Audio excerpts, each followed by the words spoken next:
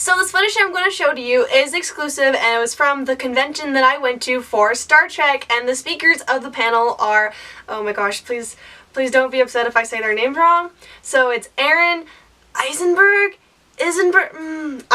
okay, and Chris Doohan. And so they're going to talk about their lives on set, or what was it like growing up as a child, and how they just did some stuff. And you're going to hear in the video that they're going to call out my name several times, or mostly just Arron, who calls out my name multiple times. And there is this one time where he called my name out, basically telling me that I need to learn how to drive. So that was fun, but you know, it was all great, and you got to really see them personal, because it was like a small event, so they really got personal with us, and it was really cool. So enjoy!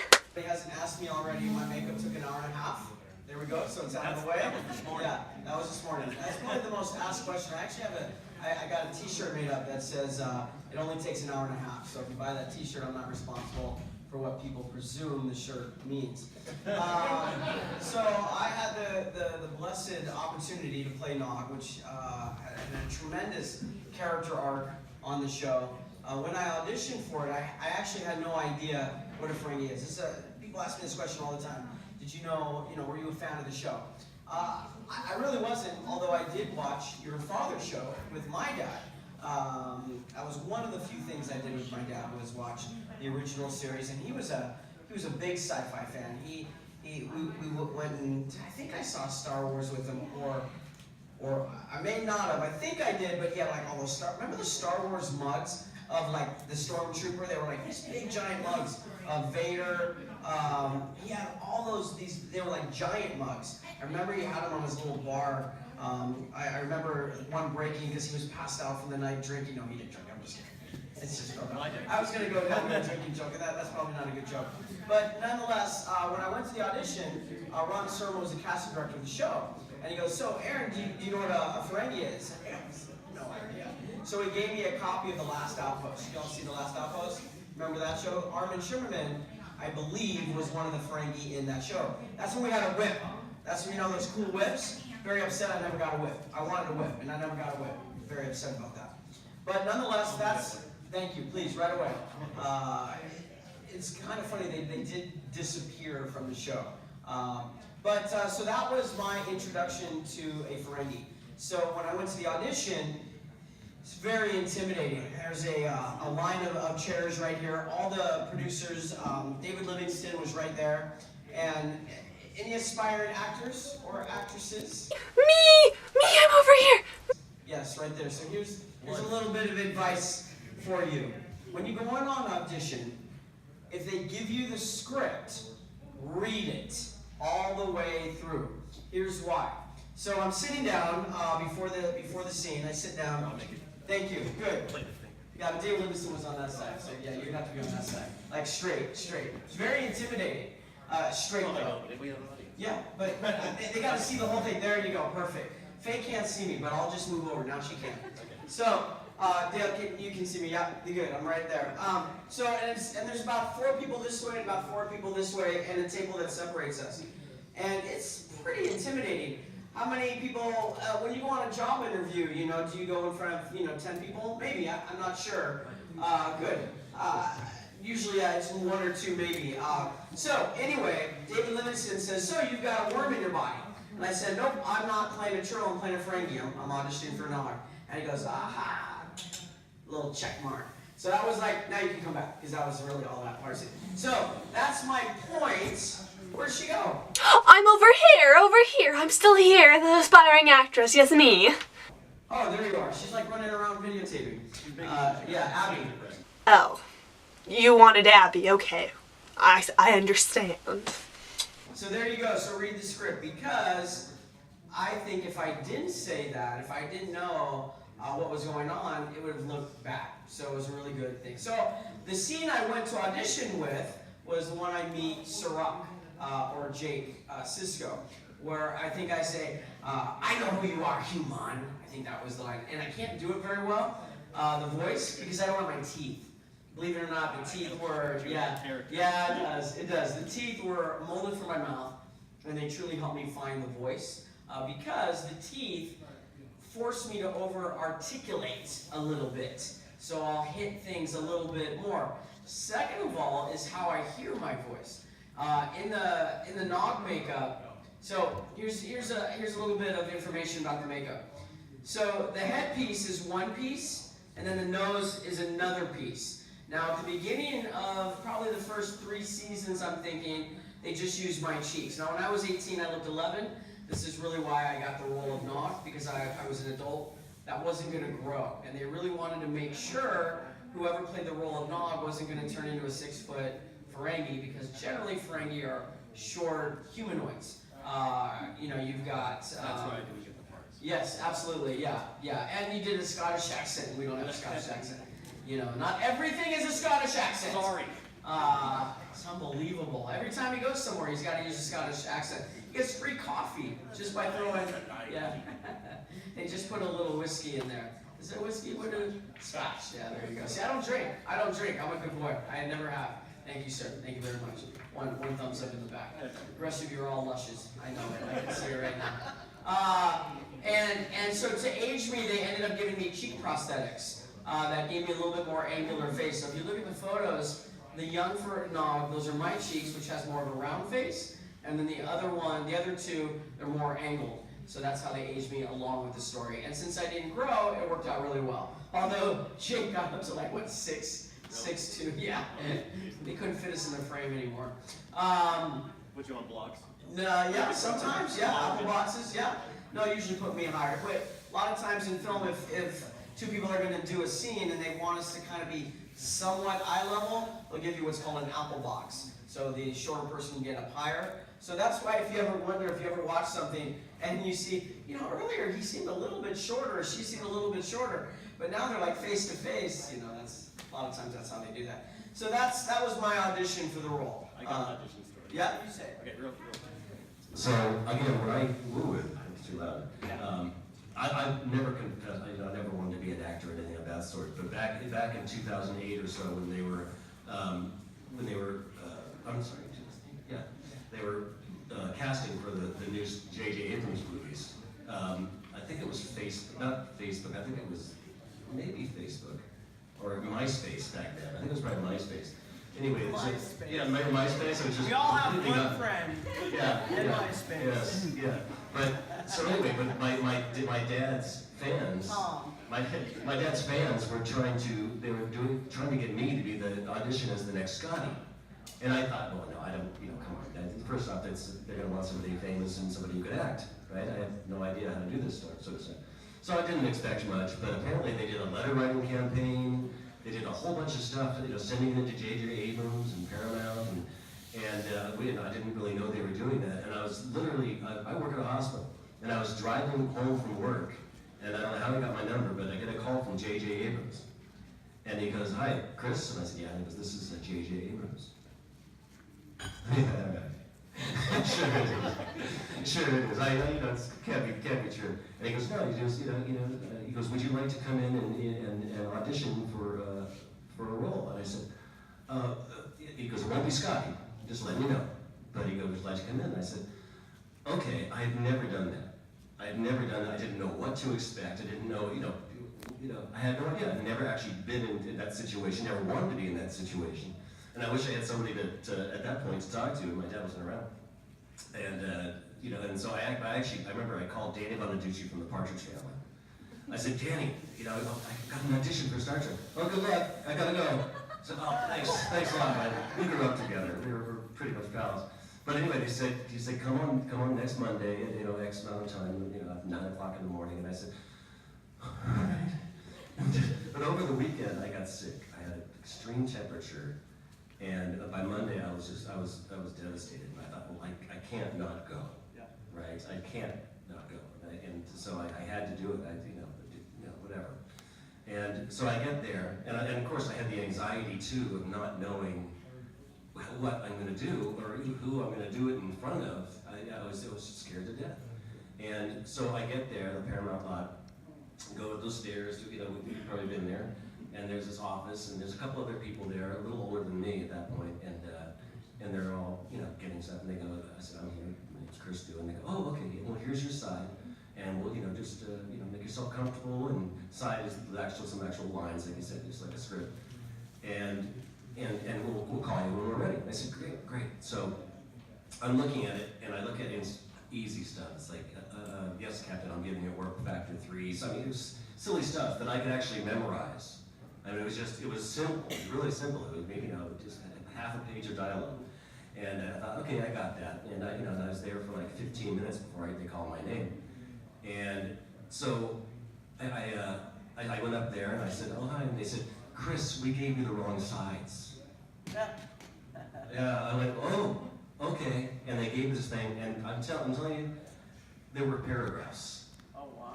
And I thought, now I still don't know. It's like an audition. Can you read off the paper, or are you supposed to memorize it? Well, If you can memorize it, well, that's better. There's a technique where you can read and then you're still part of the scene, Yeah. and you can come back. Right. Well. Because they don't want this. Yeah. And Okay. Yeah. You sort of glance at it, right? Sort of. But anyway, so you use it. You use it, but within the scene. Yeah. So it's like I was talking to you right now, and then Yeah. I was reading the last lines of the script, and then I came back in to say, well done. okay. I got you. Maybe something like that. Okay. So anyway, they gave me these sides. I looked at it. I started to panic. Went back to the stairs where I was, practicing, and I sat down. I didn't get through one line before they called me in. Oh wow. So I didn't get to read it at all. I Oh, didn't. wow. No, the whole thing. I mean, just maybe one line out of 20. Wow. And so I went in there, and I should have said, they just gave me the sides. I should have said something like that. But I said, I'll just wing it. And I remember I'm literally reading it like this, and the casting agents were there, two of them, and there's cameras on all angles. I'm sure J.J. Abrams was going to get that eventually, and I was really nervous. And I swear at one point I don't remember even saying anything. I just froze, or just said the wrong words. And I remember their eyes were they're looking like this. Well, thank you, Chris. And I left. Seriously, and I left. And ultimately, they, months went by, and I didn't hear anything. I said, oh, well, since I'm not an actor, it doesn't matter. Oh, It was nice of them to do that, and it was an experience. Yeah. So, you were a young kid when they were filming Star Trek. They were also filming The Brady Bunch and Barger's Family. I know both of them.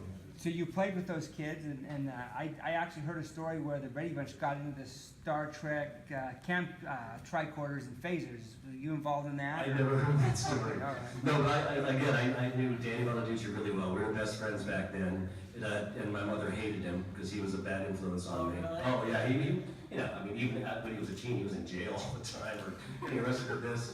And so my mom said, just stay away from that boy. He's terrible. I said, yeah, you're pretty much right, but I had a lot of fun hanging around with him. And Eve Plum from Brady Bunch, good pals with her. And we had it's like for some reason, right in our little neighborhood, in the middle of the valley, they were all, Jethro from, Beverly Hillbillies was 2 houses down. William Wyndham, who's been in Star Trek many times, character actor. I forget his character, but he lived across the street from us. Wow. Robert Goulet babysat me, he lived over there. I mean, we were just all these, the two twins from Please Don't Eat the Daisies, which that's dating, and it's really, really old. But they're just, a lot of people just happen to live there. And it's interesting, and a matter of fact, my mom still lives in that neighborhood. And I said, Mom, are there any celebrities still here? And she goes, well, Dharma from Dharma and Greg lives across the street now. I said, oh, that's pretty good. Jenna Elfman, Yeah. Jenna Elfman, that's right. Yeah, but yeah, it was fun. I had an interesting childhood. I'll tell you, it's a little long, so I'll let him talk a little bit, but I want to tell you a story about going with Danny Bonaducci to a movie called Murder on Flight 502, which had Farrah Fawcett, Sonny Bono in it, and remind me to tell you that. Just go ahead. You sure? Yeah, why not? All right, so Danny said it was the last day of shooting, and it was called Murder on Flight 502, and back then, in the mid, it was like 75, I guess, and they had these airplane movies with all these celebrities, and this was no different. It's celebrities of that day, and Robert Stack, Towering Inferno, right? Yeah, this was one of those airplane movies. 77. Yeah, and Danny Bonaducci played the airport, the president of the airport's Brad's son. Yeah. That's a perfect role. He didn't have to act at all. Yeah, it really was perfect. But so he brings me on, and we go into this giant studio, and this was basically their green room, where everybody, all the celebrities hung out, and so Danny and I noticed that there's a computer game, and this is dating myself too. It was a 4-way Pong, and back then you didn't even have Atari. You couldn't get a Pong on your television, So having it like that was really cool. So we're playing. You could only play in an arcade, really. So we're playing, and then Sonny Bono walks in, and I was like, oh, that's pretty cool. He has his little daughter Chastity with him, and he wasn't with Cher at that point. He was with another woman. And he comes over and goes, oh, I'll play Pong. So he and Danny played Pong for a while, right? And then I'm seeing these other celebrities coming in, and the pretty famous people, but this is, remember, 1975-ish. Farrah Fawcett was everything. Every teenage boy's, well, any man boy dream, right? She was just gorgeous. I had the poster up on my wall, and so they're playing Pong, and Danny looks over and goes, hey, there's Farrah. I look over, and both Danny and I, she comes walking in. She's got a t-shirt and jeans on, but Danny and I, to this day, we think about that, and she's walking like this. In slow motion with her hair going on, that's how we envision that. I've never seen a woman walk like that. Not me either, but that's Farrah. You gotta say, what is wrong with you? And that's what makes her Farrah, right? That's what makes her I want you Farrah. to walk into Starbucks like that. I I will do it. Just slow motion. Yeah. They're gonna rub their eyes. There's something wrong with me. It reminds me of the Fast Times at Ridgemont High scene. That's what you're. That's Yeah. So I'll finish this off. No, I'm sorry. I think so too. Oh, yeah. That's what you're The recreating ball right scene. here. That's exactly what That's happened. in your head, but she was probably very awkward walking. Probably bumped into a few things. Oh, maybe. Spilled some ketchup on her leg. Yeah, it could have happened. Exhausted, and you're like, Yeah. So man. anyways, so she comes walking in, and both Danny and I are like, oh boy, and she says, oh, I want to play, and we said, oh great. So she Said it like that. said, just I want to play. I want to play. So she was on my team. That's how Farrah Fawcett's not. That's what she told. She's like, I want to Sounds like a play. witch. I want to play. Make me play. So you should change the story. Totally do. She was evil. You should have been like, She came from the depths of hell. On one world in our galaxy.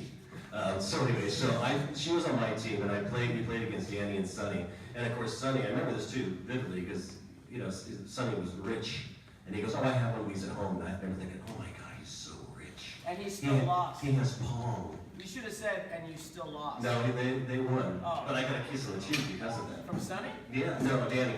No. So that's not quite the end of the story. So we played for a little while, just had talking, having some fun, and then a security guard comes in. He goes, "Hey, Sonny, one of your Porsche Targa Carreras needs to be moved. It's in a fire zone." And so he had a Porsche, two black Porsche Targa Carreras, one for his girlfriend, one for him, Bono 1 and Bono 2. And so he said to Danny, "Danny, do you know how to drive?" And Danny said, "Sure." I mean, Danny bought a Gullwing Mercedes for his mom, and we used to take it out in the middle of the night when we were 13, 14 years old. So, it was just what you did back then. Not me. No? No, I'm just a working class kid, going to school, playing soccer, playing baseball, riding my bikes in the street, an old Who is this man? Spirit. Mom had an old Camry, an old Civic Honda.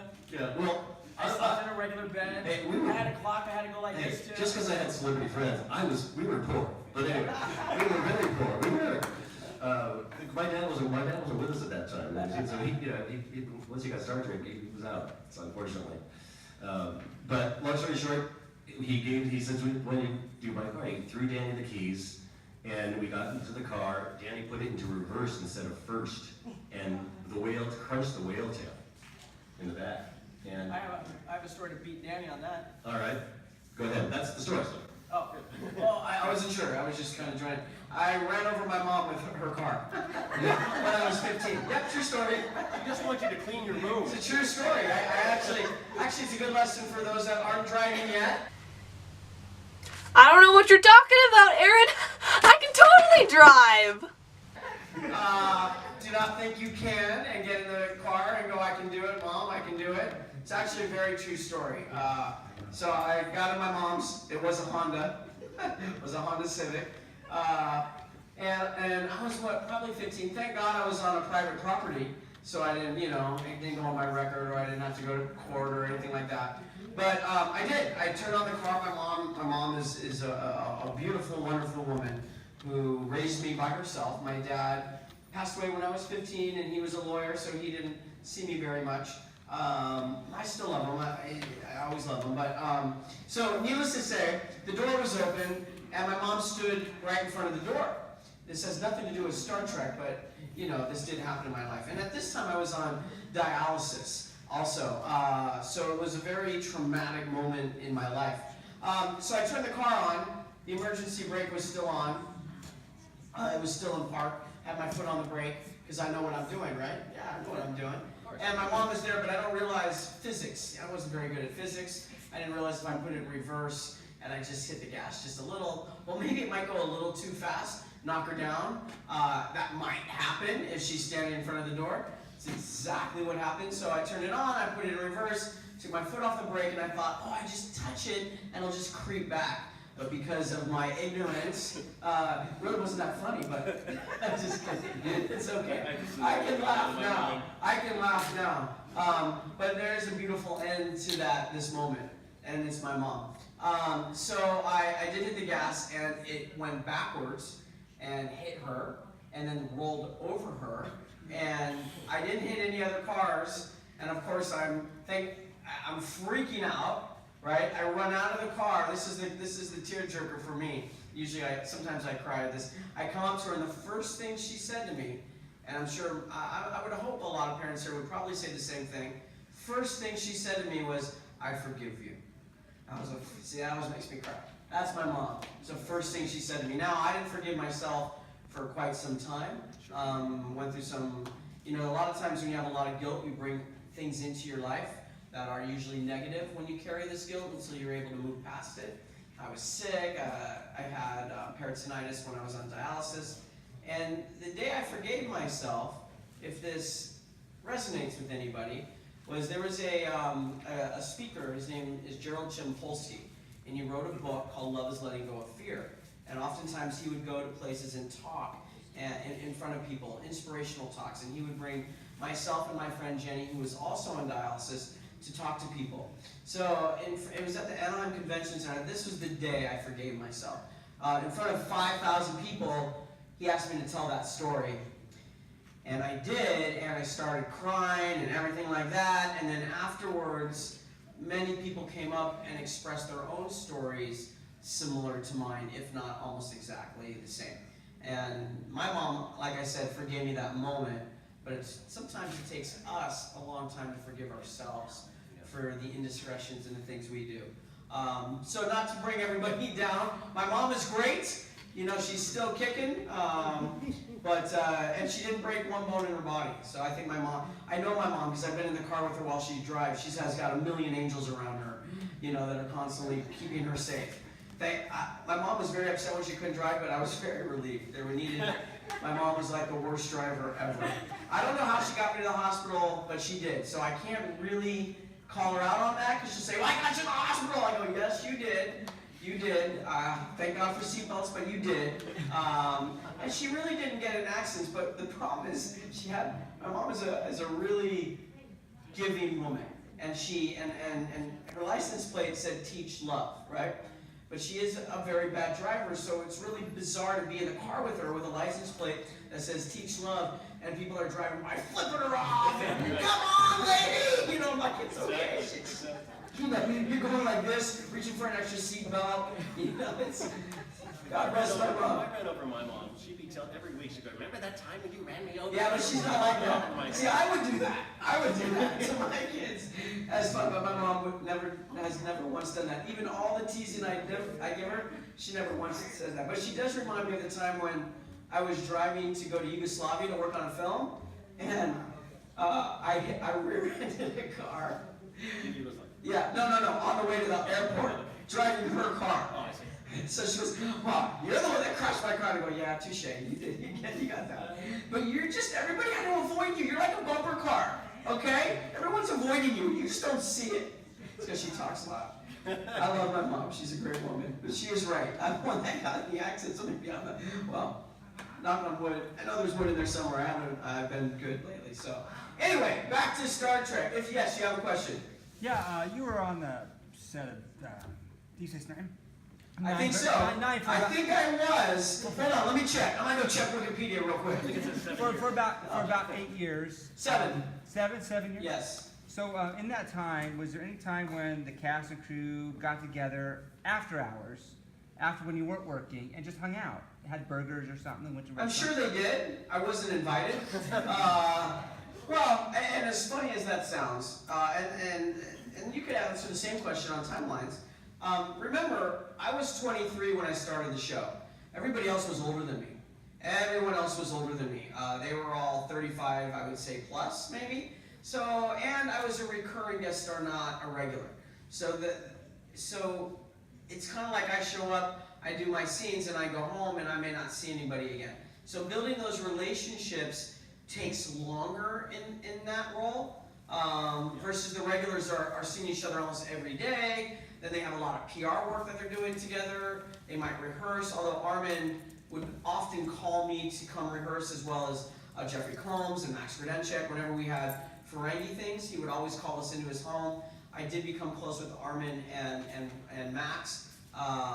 You know, and to be honest, the wonderful thing about things like this, conventions, and as I hope this convention continues to grow, and you're able to bring more actors and it keeps getting bigger for you, that you can afford that, and it happens, it's like a reunion for us, and a positive reunion. We don't always have positive high school reunions, right?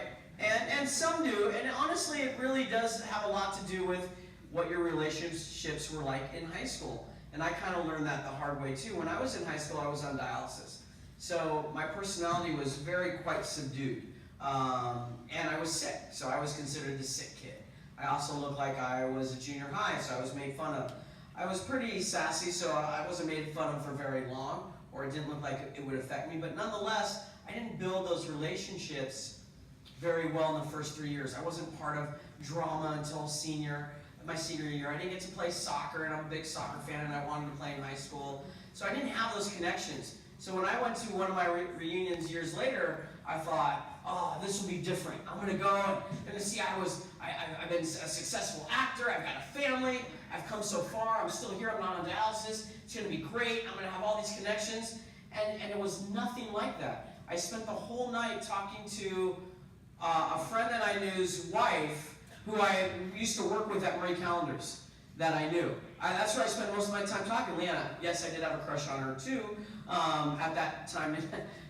Yeah, that's another story. No, nothing ever happened, but I really liked her. She was a good human being. And I spent my whole time talking to her. Because what I experienced there at a reunion is everybody just goes right back to the relationships they had back then. They're not creating new ones. It's more like, oh, wow, look at you. Oh, it's great to see you. Yeah.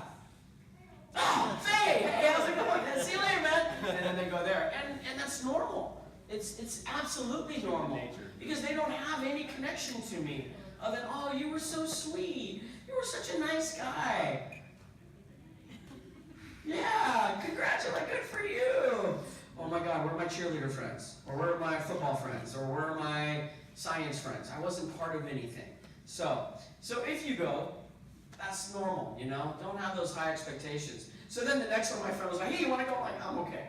I don't need to prove anything. I'm good. Well, we're lucky because we have these Star Trek conventions. So Exactly. we can meet with people that you know. I mean, a lot of these conventions I'll go to. You go to annually, like the Las Vegas Star Trek one, 50,000 people, and I know half the people now. Yeah. I mean, it's like, hey, you know, I'm doing this, they're doing that back to me, and it's just so much fun. Yeah. I've got a question. I got two questions. Okay, so when I was filming this, I got really tired and decided to stop filming, and then they said something really great about me that I didn't get, so then I started filming again. So there's like a time difference between the last video that you saw and the new video that I'm going to show to you. So we just lost a little bit of the conversation, and I'm really sad, but my arm was really tired and I was filming on my phone, so this is just what we have to deal with. So anyway, there you go, in case you're wondering why the clip was coming out. Not the recent movie, but the movie of the week. Back in the, I would say, 90s, I auditioned for that, for the bully kid, And you're going to know right when I tell you this, the bully kid had a knife. Okay? So I didn't have the experience to go, yeah, maybe that's not a good idea.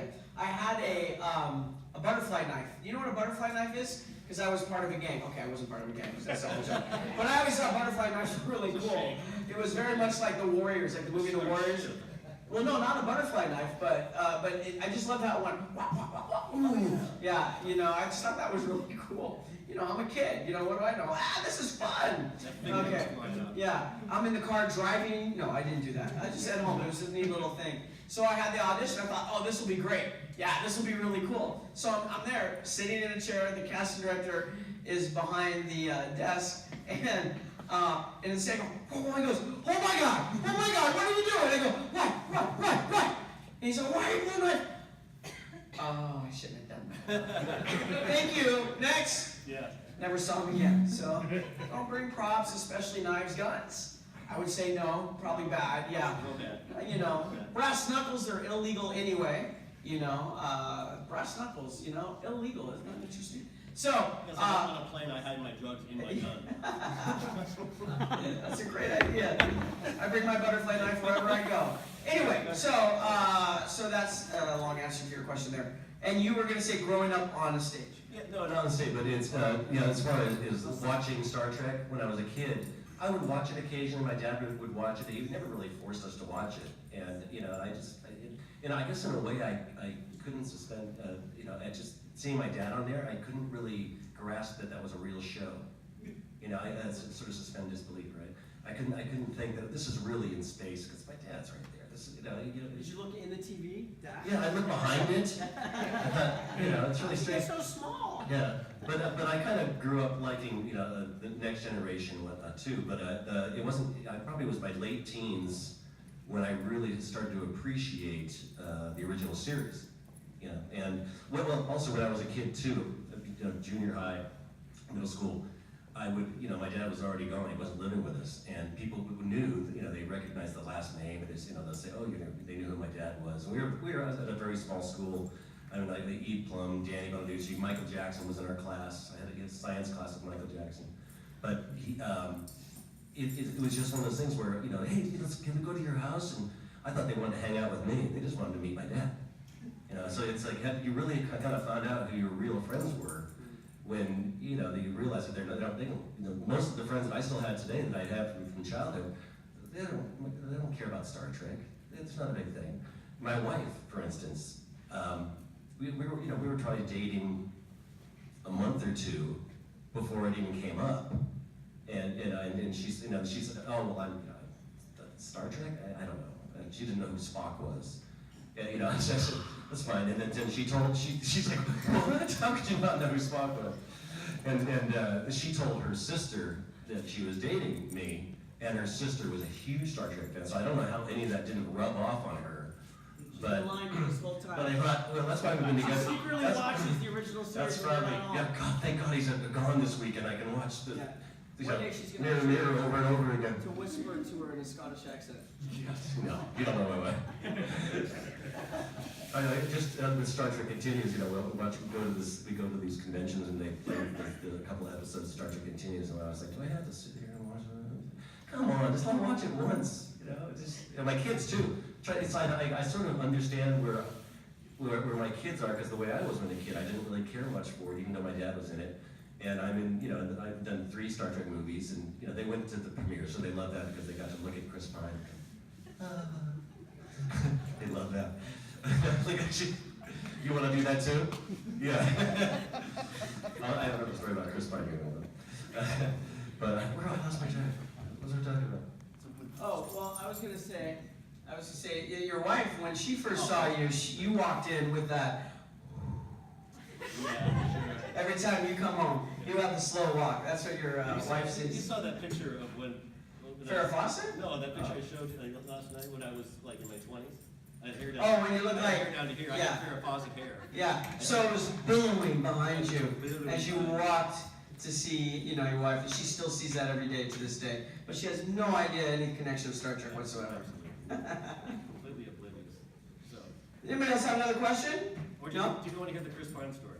Yes. I'm sure she wants to hear the. Yeah, you better zoom in on them. Okay. So this was they brought me in to do Star Trek Into Darkness, right? And first I'll get to the Chris Pine thing, but no, I'll just get right into the Chris Pine thing. So I'm at the transporter room, right? And we're doing this scene, and I have no idea what the scene is because I just have a couple little lines and I don't have much to do, but and so they're in this scene and Chris Pine is standing directly behind me, and the Sue is right here and another person sitting here, and of course the camera, there's a piece of glass here, but the camera is in the transporter room looking basically right at my face, and so I said, they would say, okay, we're ready for the scene, we're gonna, everybody get in their places. And I said to Chris Pine, I said, how should you know? Because I can't see their reactions. I have no idea what I'm supposed to be doing. I said, what am I supposed to be doing? And he goes, just think happy thoughts. I said, okay.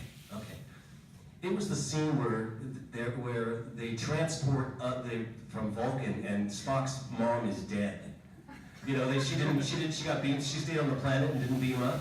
And he says, oh, just think happy thoughts. I said, oh, you son of a gun. I still got to get him back for that someday. If I ever work with him again, I'm going to get him back. Because but that's the way he is on set. He's just, they're back, they're going, just laughing. Because I made a funny face, and JJ even says, maybe a little bit more serious.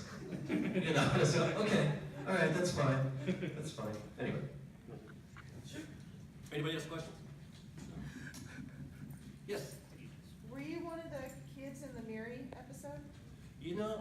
I've been asked that before, and I'm actually probably within the last 6 months I was asked that, and I thought there was so many kids from the actors' kids were in those scenes. Why wasn't I in, or my sisters, or somebody in those scenes? I said, that would have been perfect. I was a perfect age, right? And I thought, damn it.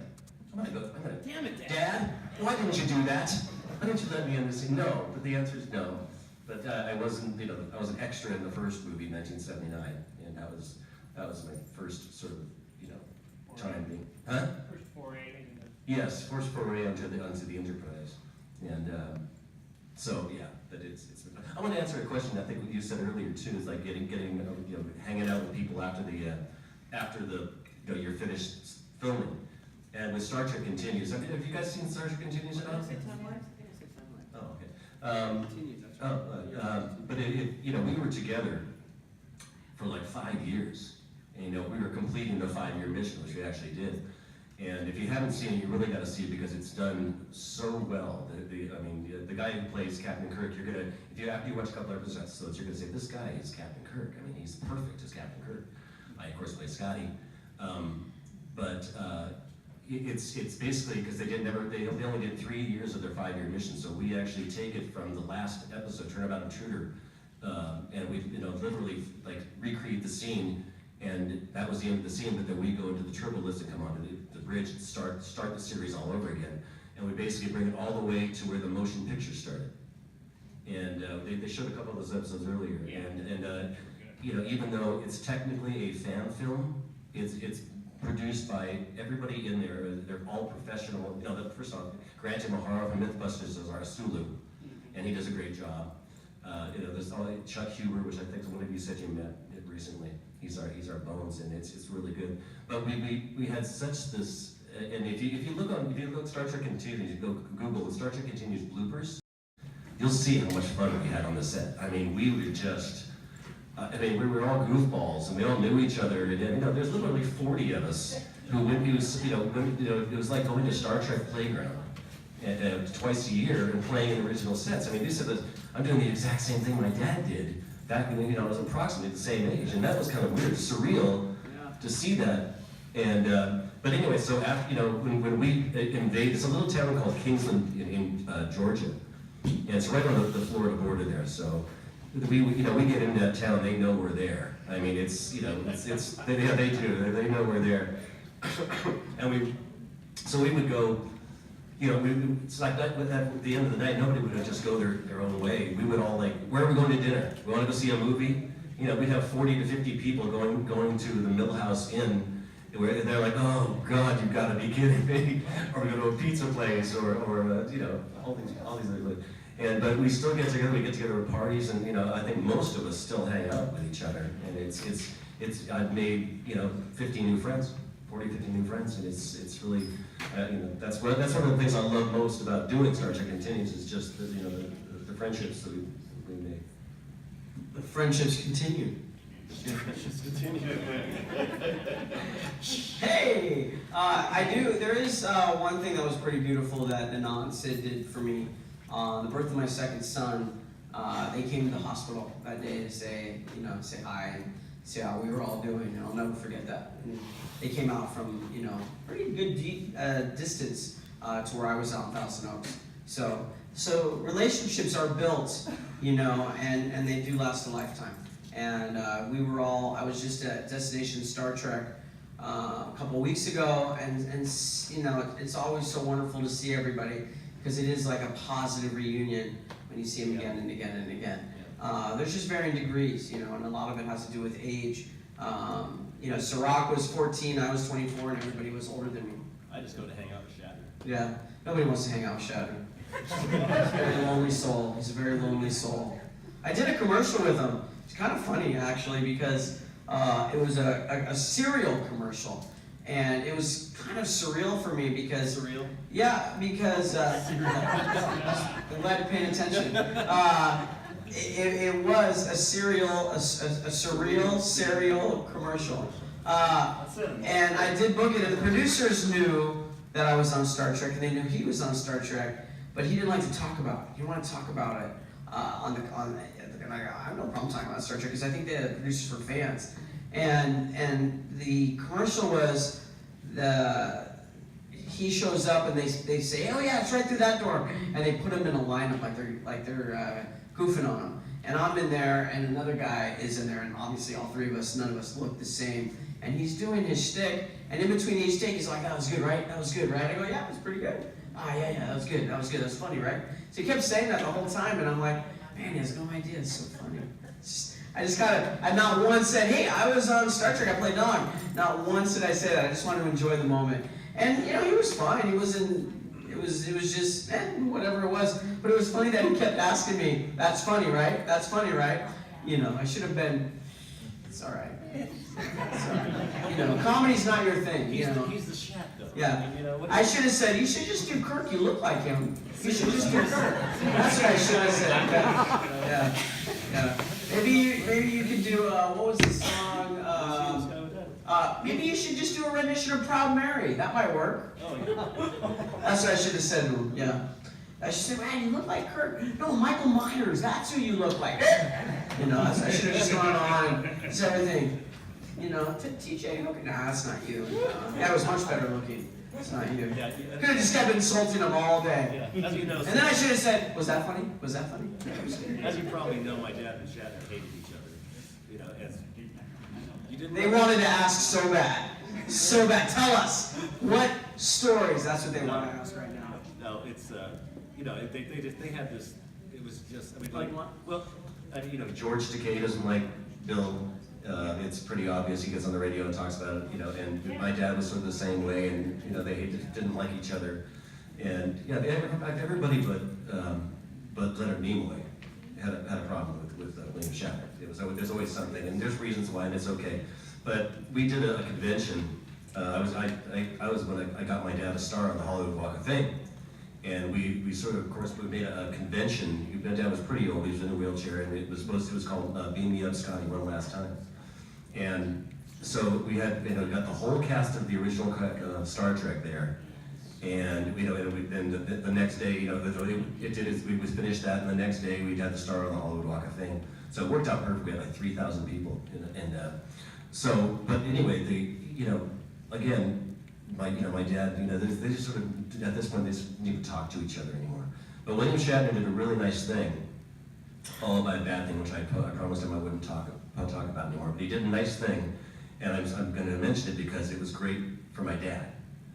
And my dad, they were sitting, there was a photo shoot, and it was the whole cast. And then I was right there watching, and William Shatner just goes up to my dad, and hugs him and says, "I just want to tell you, Jimmy, I love you." Yeah, and I thought, and my dad just said, "I love you too." And that was like, 50 years or 40-something years just, wiped out, down. But, then something happened at the very last minute where they're all supposed to get up on stage. You could probably find it on Google, because I promised I wouldn't talk about it. But for me, it threw it all out the window. I was like, oh, he's an ass. But the great thing is my dad had no idea that whatever would happen. He just knew that they sort of buried the hatchet, and it was a great thing. And so I give William Shatner kudos for that, and I'll be forever happy that he did something like that. You know what it's very similar to, what it's very similar to is family. You might have a brother, sister, cousin, several brothers and sisters, and one, man, God, do we have to invite him or her to Thanksgiving? Really?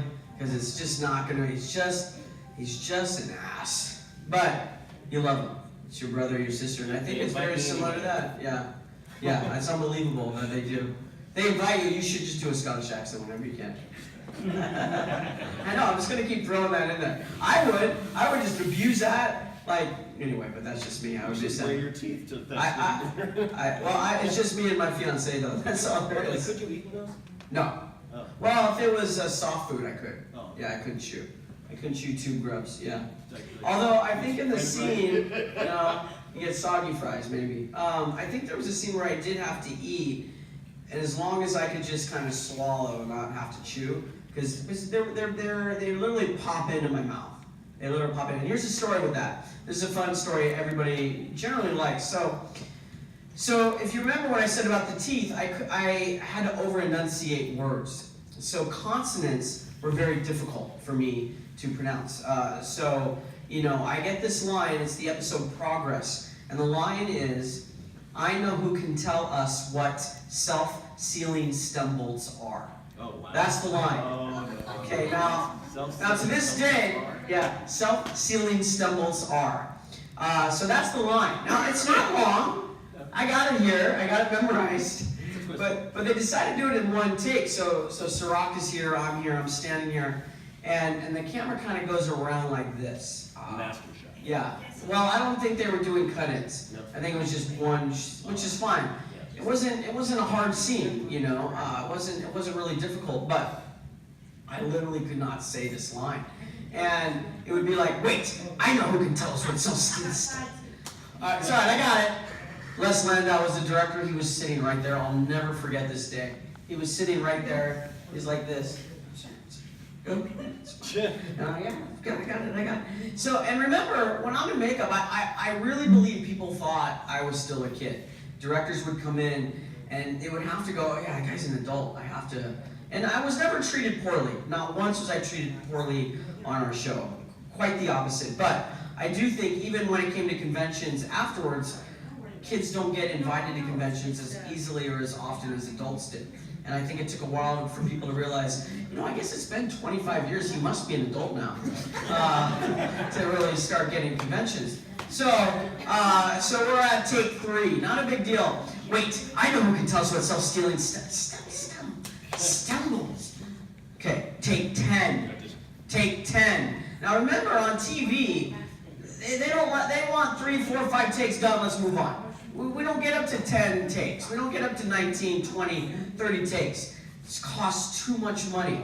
And it's on this director if I'm not getting on. I'm like, and remember, I'm also terrified that if I screw up, they're not going to bring me back. Because I'm a recurring guest star, and for years, all the way up until the last episode, I always thought Rick Berman had a script right underneath his arm that sent me flying out of the airlock. So I could be done any moment. So I'm starting to get a little panicky. So now I'm at take 14.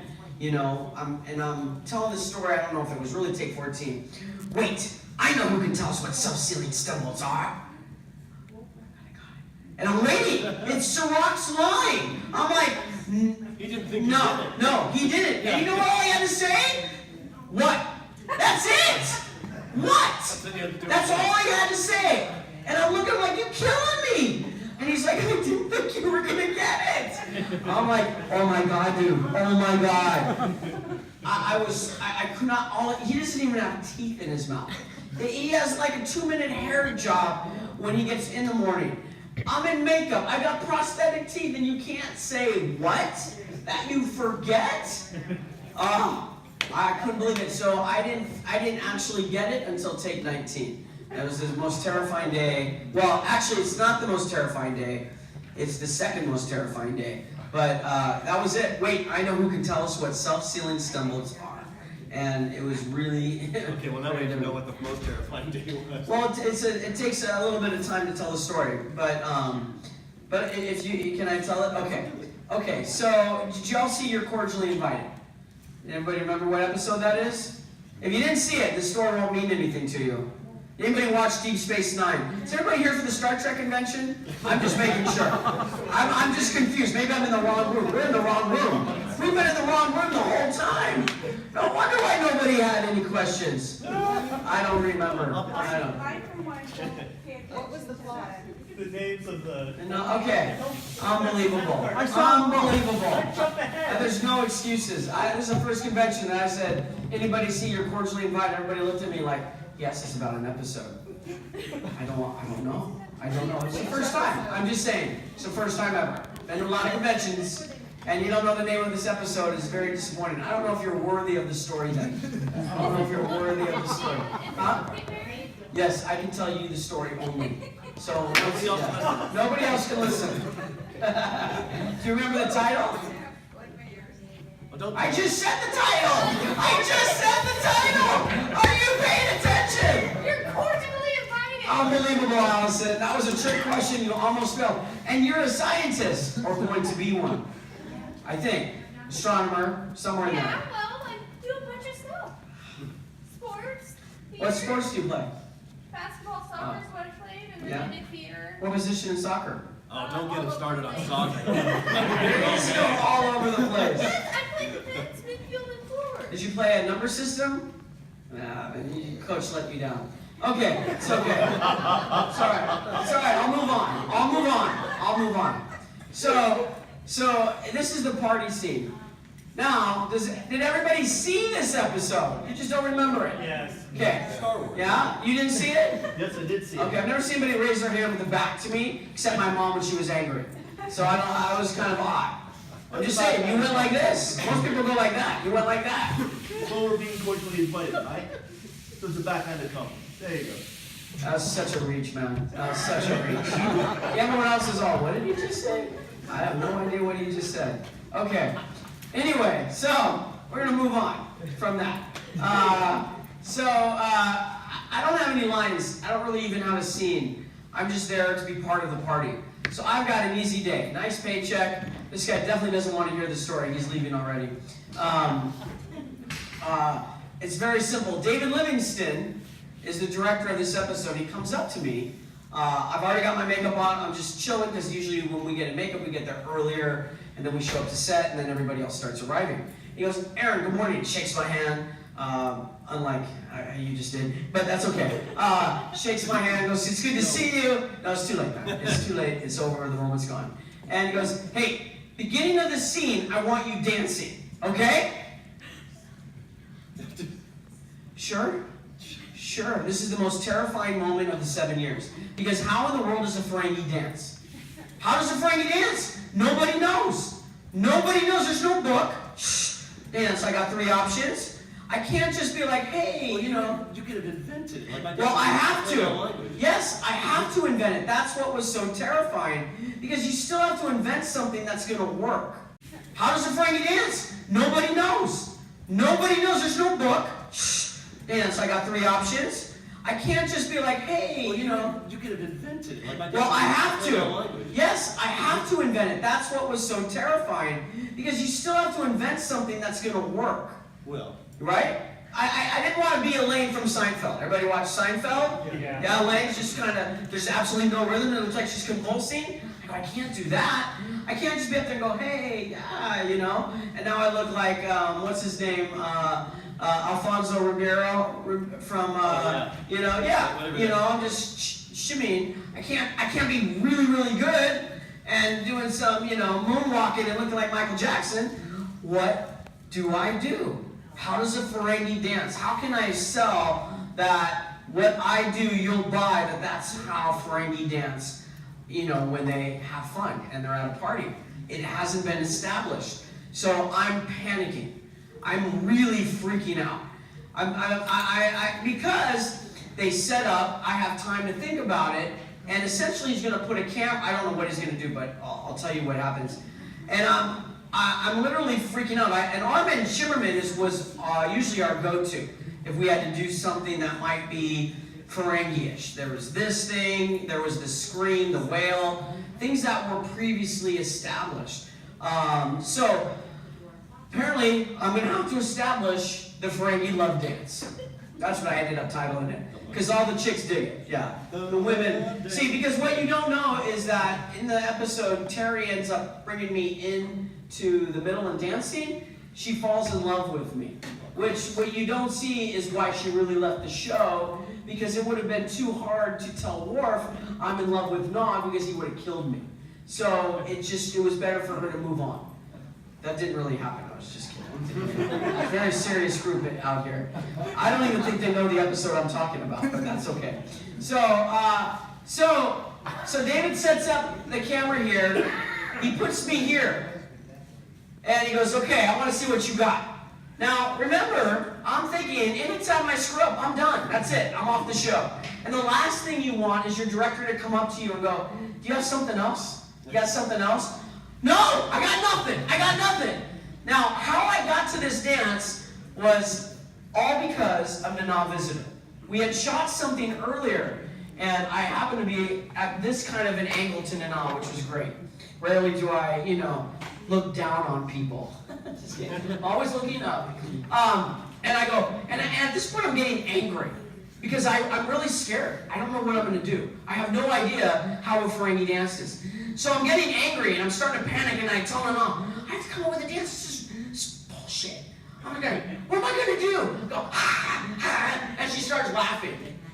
Now all the guys know, if you make a woman laugh, you're going to do it 20 more times until she never talks to you, but you're still going to do it 20 more times. I go, oh, that works? That's funny? Okay, good, it's funny. Check one. Okay, she's totally cracking up. Totally cracking up. I'm like, okay, good. Simmer down a little bit, and then I start thinking about it again. Now, I'm still mad. I can't just go, ha, ha, ha. I go, you know what? Screw them. I'm just going to turn around and shake my ass at the camera. That's what I'm going to do. She laughs again.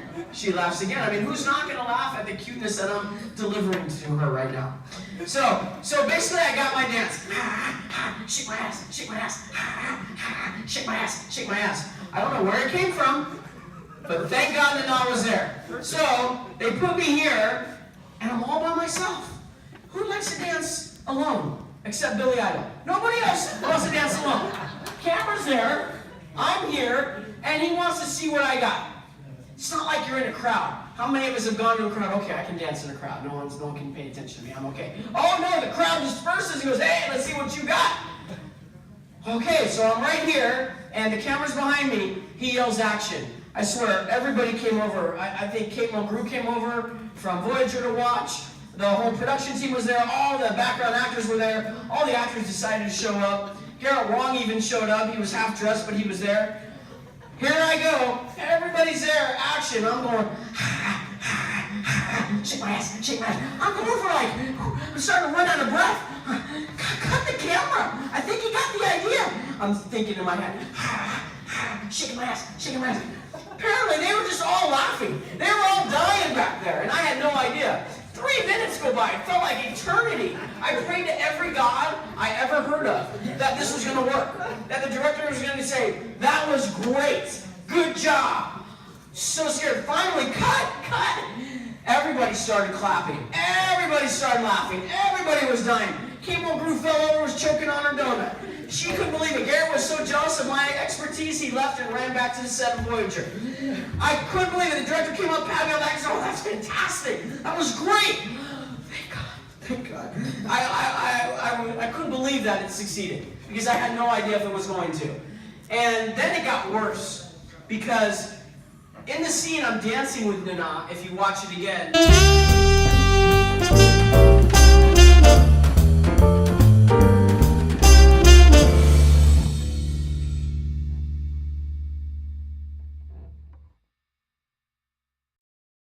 And then Odo comes in, and then they have a scene together. In the original take or two, I'm still in the foreground dancing. So right where you guys are at, the camera can see you, Kira and Odo, talking, but you see my head bouncing up and down. And Renee, you know, in his makeup, he always looks pissed, right? And I'm like, oh, he's mad. He's mad. But this time, he was really mad.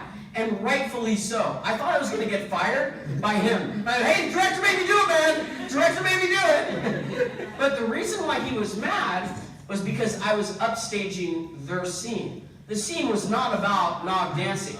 That was just part of the party. He was right. So the director comes back and says, okay, this is what we're going to do. As soon as they go over there, I'm going to say, and Nog, or he said something, and then you just kind of bounce off screen. So if you watch it, if you go back and watch it, focus on me, and you'll see my head go bong, bong, bong, bong, and just kind of go off camera.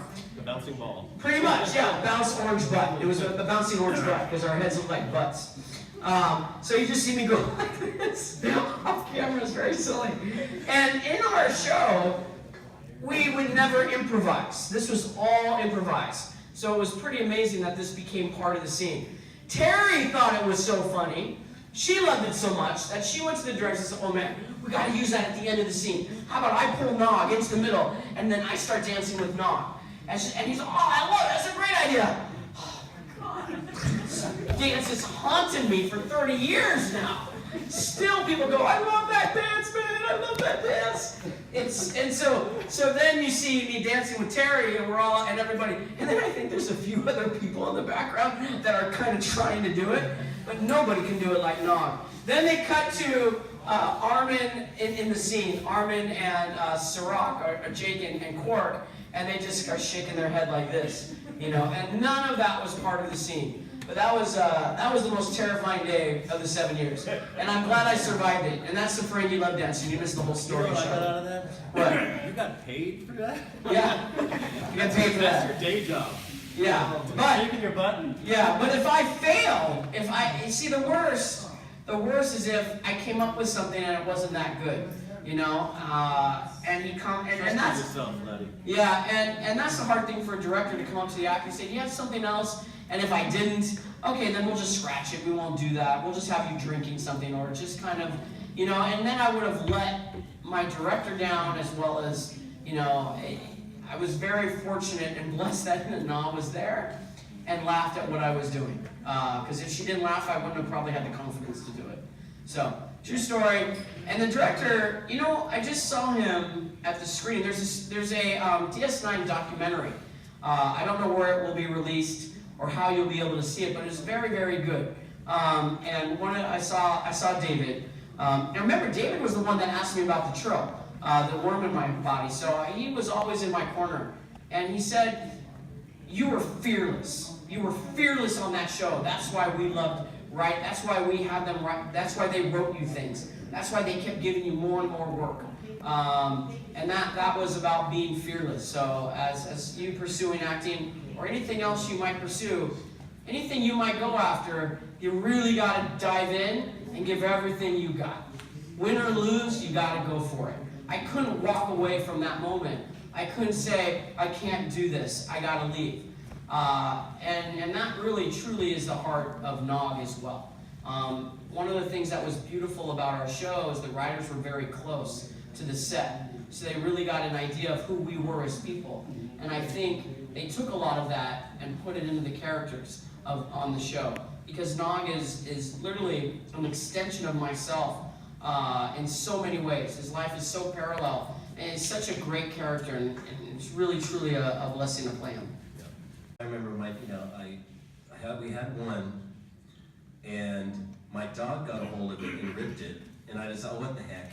So I ripped off the emblem, and I think I got my mom to sew it onto a hat for me. I mean, that alone is, you know, the original one from the start, they're worth a fortune. Scripts, my dad had all these scripts that he would bring home, pile. Still happen, by the way, this high. But, you know, half the pages are us just with crayons in there as kids, just, you know, defiling these things. We would play catch with the triples with the dog. I mean, a $10,000 triple. right? Playing catch with it. We had no idea that they would have any value whatsoever. Like, that it's, collecting props wasn't a thing back then. You just had it or you didn't, So I sort of regretted that, I still have a tribble. I think my sister still has a tribble.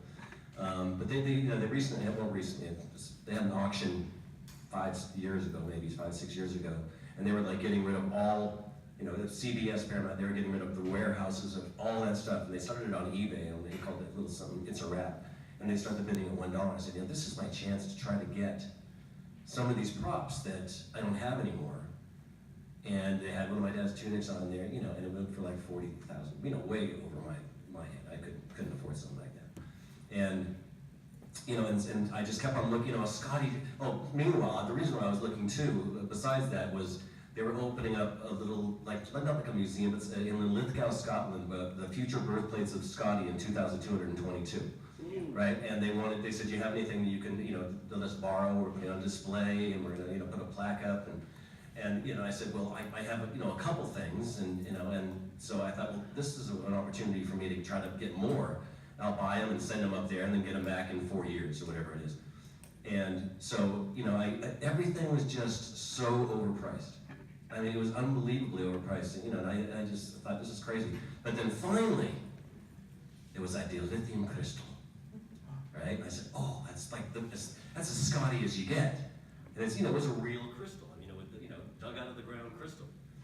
And I thought, oh, I gotta get this, And I won it.